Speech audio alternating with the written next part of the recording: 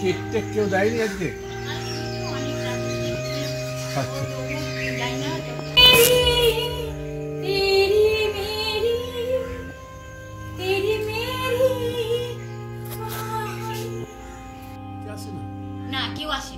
সবাই তো মৃত, কে আসবে কাকে দেখতে? আপনারাও তো মৃত। যদি আপনারা জীবিত হতেন তাহলে বুঝতেন, জীবিত মানুষকে বুঝতে পারতেন।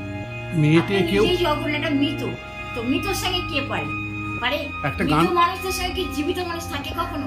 কখনো থাকে না। একটা গান নিশ্চয়ই চিনতে পারছেন, ইনি সেই ভাইরাল রানু মণ্ডল। খ্যাতি আজ ক্ষতবিক্ষত। একদা ভাইরাল রানু মণ্ডলের অবস্থা ভীষণ করুণ। কিছুদিন আগেও তার গান সর্বত্র চলত। আজ তার অবস্থা বেশ দুর্বিষহ। আজ বড়দিন, 25শে ডিসেম্বর। চার্চ ক্যাথিড্রালগুলিতে উৎসবের আয়োজন। রানাঘাটের বেগোপাড়ার বাসিন্দা রানু মণ্ডল। রানাঘাট স্টেশনে গান গাইতে দেখা যেত তাকে।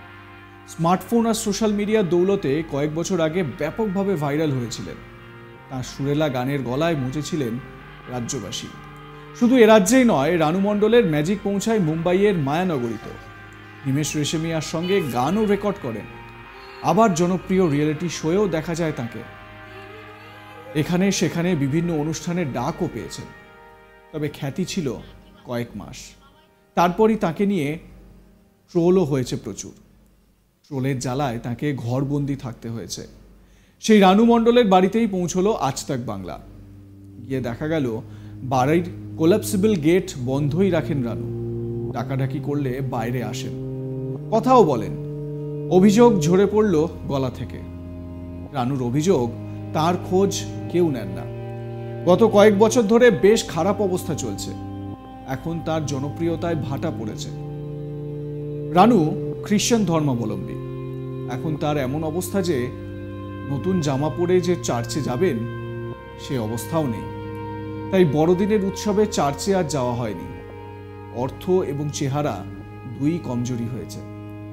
এখন ঘরবন্দি দিন কাটে রানু মণ্ডলের। তবে এসবের মধ্যেই তিনি ভালো আছেন বলে দাবি করলেন রানু মণ্ডল। তার করুণ কাহিনী শুনুন তার মুখ থেকেই। বলছি আমার তো কেউ ছিল না, কেউ নেই, আমার জন্য কেউ চিন্তা করে না, কেউ আমার জন্য কিছু আনেনি। যা আমার পুরনো এই নাইটে এই পরে থাকতে হয় ঘরে। চাচে যাবে কি করে? নাইটে পরে যাচ্ছে, যা সম্ভব না চাচ্ছে?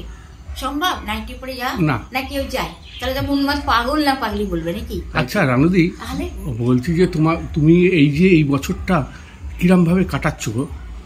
খুব ভালোভাবে কাটাচ্ছি।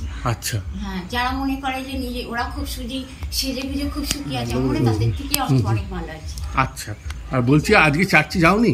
আমি কোনোদিনই চার্চে যাই না। আজকে যাই, 2019 পর থেকে আমি কোনোদিন চার্চে যাই না। কিন্তু চার্চে যখন গানের মধ্যে শোনা যায়, যেমন কি সবাইকে শোনার জন্য যেগুলো শোনায় গানগুলো, গান বলো বা কোনো প্রিচিং উপদেশ, সেগুলো আমি শুনি। রানু মণ্ডল বলছেন তিনি খুশি, কিন্তু তার এই খুশি থাকার মধ্যেও কত বেদনা বা ব্যথা জড়িয়ে রয়েছে সেটা কিন্তু স্পষ্ট বোঝা যাচ্ছে। রানুকে দেখে খারাপ লাগে স্থানীয়দেরও।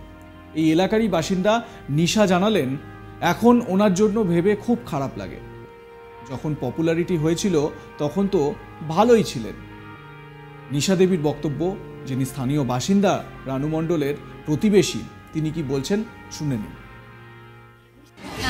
প্রথমত এখন তো ওনার জন্য ভেবে খুবই খারাপ লাগে, কারণ একটা সময় যখন ভীষণ ওনার পপুলারিটি হয়েছিল তখন তো উনি খুব ভালোই ছিলেন। কিন্তু এখন যেটুকুনি শুনতে পারি, দেখতে পারি যে ওনার এখন পরিস্থিতি খুবই খারাপ। তো আমার কাছে কথা হচ্ছে যে সব কিছুর মানে একটা সময় ধরে রাখার একটা বড় ব্যাপার হয়ে থাকে। তো সেই ব্যাপারটা ভেবে খুব খারাপ লাগে যে উনি মানে এই পরিস্থিতিতে এখন রয়েছে। তো ধরে রাখাটাই মেন সবসময়। আপনাদের হয়তো মনে থাকবে বা মাথায় আছে নিশ্চয়ই, যখন রানু মণ্ডল ভাইরাল হলেন এবং তারপর তার গানের জাদু পৌঁছে যায় মুম্বাইয়ে, বিখ্যাত মিউজিক ডিরেক্টর হিমেশ রেশমিয়া পর্যন্ত রানু মণ্ডলকে নিয়ে গিয়ে গান রেকর্ড করালেন। এবং সেই সময় এই যে তার গানটি তেরি মেরি কাহানি, এটি ভীষণ রকমভাবে জনপ্রিয় হয়েছিল। এবং সেই সময় থেকে তার যে পপুলারিটি, সেই পপুলারিটি বাড়তে থাকে, কিন্তু হঠাৎ ছন্দপতন।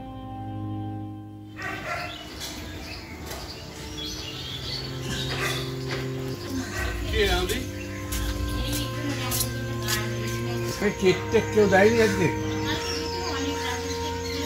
আচ্ছা।